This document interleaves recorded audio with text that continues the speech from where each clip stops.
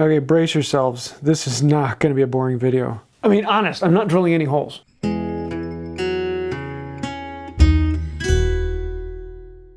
The humble brace has produced many questions on the channel recently, and so I thought I would go through many of the different hole and bit driving tools that I have and actually talk about what are some of the differences in them. Now, a bit of a warning, I am going to be talking about different terms and names for things, and anytime I do that, there's always going to be someone in the comments saying, I've done this for 60 years and I've never heard it called that, because honestly, names change over time, location, tradition, and so many other things. So one person might call this Bob and the next person calls it Rick, but in all honesty, forget about the names. We're just going to be actually talking about some of the differences. Now, all that being said, please do not call this a hand drill. Yes, I know in modern times a lot of people are going to refer to this as a hand drill because the hand-powered thing with which you drill holes. But historically speaking, this is the drill, or the bit, and this is a brace. I know, a brace. You brace it and then you can use it to actually run the drill. Now, some people will refer to one of these as a hand drill or an egg beater drill because it's kind of shaped like an egg beater, but wouldn't want to call that one of these, even though it does the same thing, it's much larger. This is a breast drill because it goes into your breast as you are using it and does the drilling. And with all that, drills go in lots of other different types and styles and other weird shapes and chucks, and let's take a look at these a little closer. Now, I'm not going to be going into the different bits or augers that I use or the ring and why I put a ring on my drill bits. I've got whole videos on that as well, and we've got more than enough to talk about today. When it comes to the basic brace, it's relatively simple. There's a handle in the back that turns, there's a handle in the middle that also rotates, and it's this weird shape that then has a chuck, or a way to then hold on to the bit. You may also commonly refer to this as a brace and bit, because it's the brace and the bit. Though putting it all together is a brace and bit. It's a good way to ruffle a lot of feathers to refer to this as a brace and bit because this is just the brace, there's no bit in it. The chuck, or the method by which it holds the bit, is always a little bit different. This is commonly referred to as a tapered square drive, tapered square bit. And it fits into the end here, which has a square connection, and then can get locked down, and this just clamps into place. But very little is actually stopping this from pulling out. When it's done, this might stick into the wood. Sometimes you'll come across bits with this little notch in there, and that actually works into these chucks. There's a mechanism inside with this spring, so when I put this in with that notch down, it locks in, and I can't pull it out until I release the button. And it's a simple way of locking it in so it can't pull it out. Most modern chucks actually go past the shoulder on there and will grab onto the outside here and hold that shoulder from coming out. It goes in there. Then I can turn the chuck down onto it, and I'm going to give it a little yank right before the end to make sure it's seated flat up against that, and then tighten it down. And now this bit is held in, the square stops it from rotating, that shoulder stops the bit from coming out. The reason there's a square tapered head is that's kind of a remake of what the maker would have made for themselves. Historically, before there were standard tool makers, the maker would make their own brace, and what they would do is they'd go to the blacksmith, and the blacksmith would make them the bits, but it would just be a simple shaft without anything on the end. The maker would then take a block of wood and clamp it onto the end and shape it into a large square taper, sometimes an inch by inch or even larger.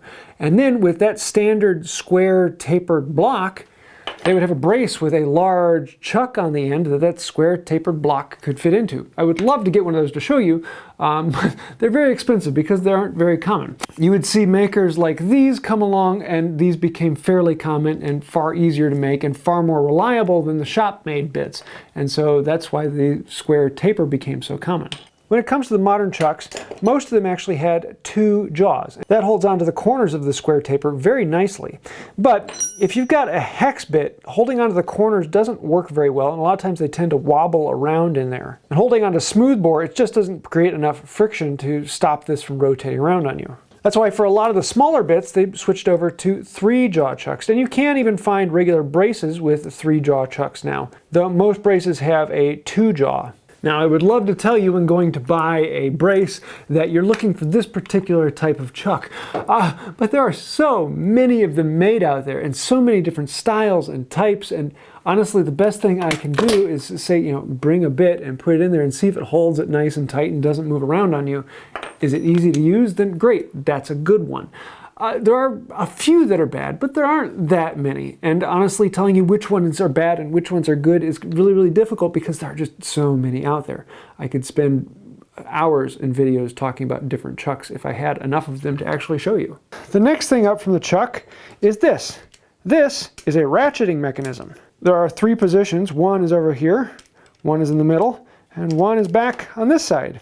99.9% of the time, you're going to have it in the middle, and that locks this. It won't turn at all. But if you turn it one way, now this will ratchet in one direction, or you can take it back to the other side, and now it'll ratchet in the other direction. Most all chucks made in the last 100 years have that feature on there, and it is somewhat useful. Honestly, I've never actually needed to use it. And the idea behind it is it allows you to put down pressure on the handle. The idea behind it is if you are boring a really big hole and you need a lot of force on there, what you can do is you can put your weight on it and down pressure it in to crank it, and then pull it back up. And then you down pressure to crank it, and you can pull it back up. So you can use your weight to drive the brace. To be honest, that's actually really good. The other option though is you can get a brace with a bigger swing, which means more leverage. I've never actually used that feature. I've never used that feature. The other idea is that you could bore up against the side of something really tight and you can go back and forth without the handle having to go all the way around. I've used that feature once because I was in a weird corner and I was fixing a problem that I messed up earlier. But even then, I probably could have just gotten my Eggbeater out and done the exact same thing. Speaking of swing, this is probably the most common size you're going to see. This is a really good all-around size. Gives you a lot of leverage for going around, but it's not going to waste that much. And swing is measured by, you take this from the center point, come out here to the handle, and this one has 5 inches from here to here, so it's a 10-inch swing. It goes all the way across. Now, some people you're going to talk to will actually measure it and say this has a 5-inch swing. Most people you talk to are going to say this has a 10-inch swing, which is great. 10 inches?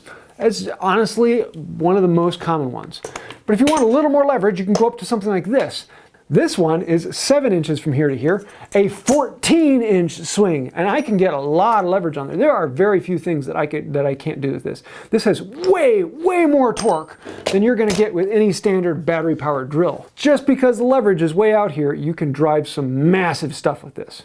The downside is this takes forever to go all the way around.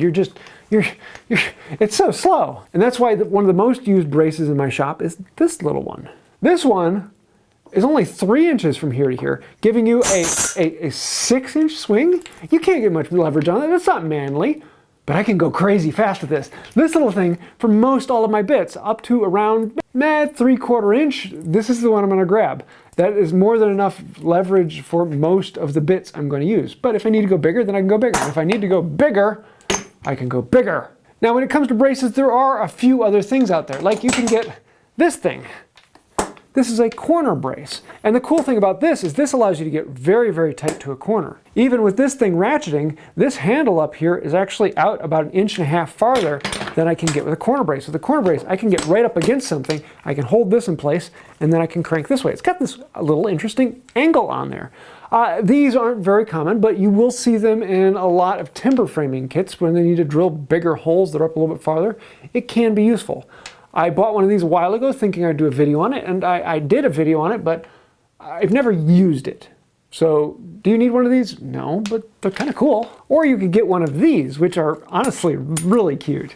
This is a lot of fun. It's got this tapered shaft that you can then put into your brace. This handle is separate, so this shaft runs down through the middle, and then as this rotates, the chuck on the other end rotates. It's got this great little union on the end here, and a relatively simple device. You can set it at whatever angle you need to. If you need to get right up tight onto something, you can put this in the corner. If you need to get up between joists, this can give it to you. It won't go quite to 90 degrees, it's about there, but that's one of the downsides to using one of these unions, but it still works. Now let's come back here to the Eggbeater drills. This one is just one of my favorites. Basically, if a bit is smaller than 1/4 inch, I'm probably going to grab this. If it's larger than 1/4 inch, I'm going to throw it into a brace. And that's why most of these have 3-jaw chucks, because most of the time they're just round shaft, small drill bits.